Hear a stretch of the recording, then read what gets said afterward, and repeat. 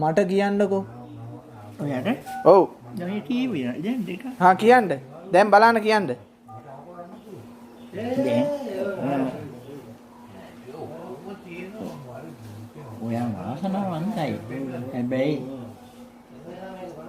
උගත්කම තිබුණා නම් උසස් තන්ත්‍රයකට යන්න තිබුණා. ඉස්කෝලේ යන කාලේ ඔයා හොර කරලා තියෙනවා. හරිද? ඊළඟට දෙමව්පියන්ගෙන් අනුග්‍රහය අනුන්දි වෙලා තියෙනවා. ඇත්ත. ආයි බලන්න. දුක්පත්කම කියන එක කොයි කාට සාධනයි මමත් එහෙමයි. අපි උත්සාහයෙන් තමයි ජයගත්තේ ඔක්කොම.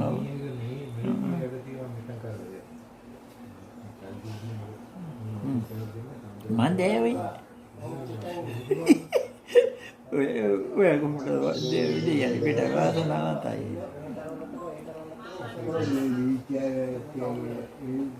වාසනාවන්තයි.